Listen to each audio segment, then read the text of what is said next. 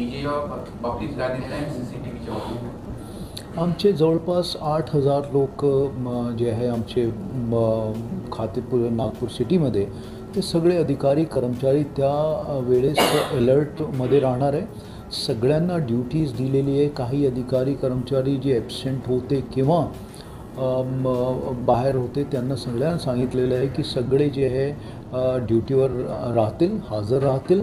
आणि जे बाहेरून आम्हाला जे बंदोबस्त मिळालं आहे त्याच्यात SRP असतील किंवा होमगार्ड्स असतील, हे सगळ्यांना आम्ही बंदोबस्तामध्ये समाविष्ट केलेलं आहे.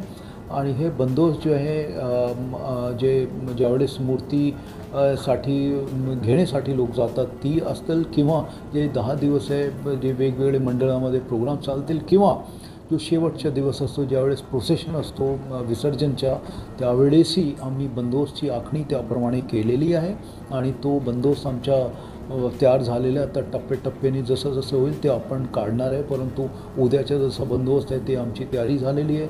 आमचे अधिकारी कर्मचारी यांना पॉईंट्स नेमून दिलेले आहेत, ते सगळे तिथे हजर राहतील. बाकी आमचे जे BDD स्टाफ असो, आमचे RCP जी आहे ती असतील, किंवा QRT, हे सगळे पण तयारीत राहणार आहे. आणि सगळ्यांना आम्ही पॉईंट्स नेमण्यात आलेले आहे सगळ्यांचे. दारूच्या दुकानात जे असतं ते काही जिल्ह्यांमध्ये पहिल्या दिवशी आणि शेवटच्या दिवशी दारूच्या दुकानात बंद ठेवण्याचा निर्णय आहे.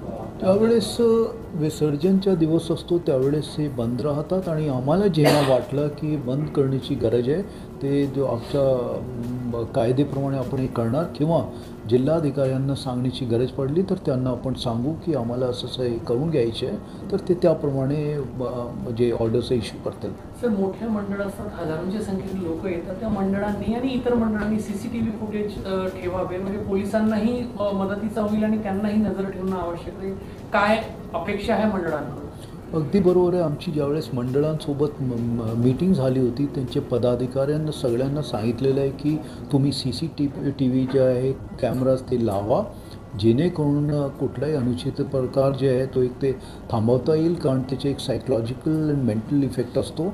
तसेच काही कोणी जर असा संशयित माणूस त्याच्यात दिसला तर तो ट्रॅप होतील त्याच्यात. तसेच एखादा जर इन्सिडेंट घडला अनफॉर्च्युनेटली तर तीही माहिती आपल्याला त्याच्यात मिळेल.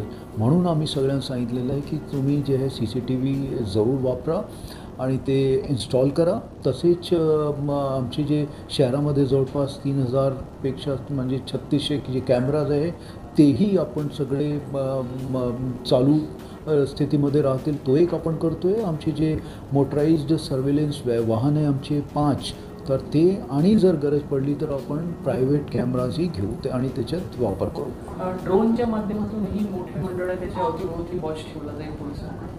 अगदी बरोबर आहे. जिथे आहे ते आपण वापरू त्यांना. आणि ते ज्या एरियाजमध्ये आम्हाला गरज आहे की साईडचे एरियाज पण आपल्याला चेक करायचे आहे, तर एक आपला बर्ड आय व्ह्यू मिळतो आणि ते आपण बघू शकतो आणि त्याचा आपण वापर जसं जसं आम्हाला म्हणजे इम्पॉर्टंट वाटेल त्याप्रमाणे आपण करू.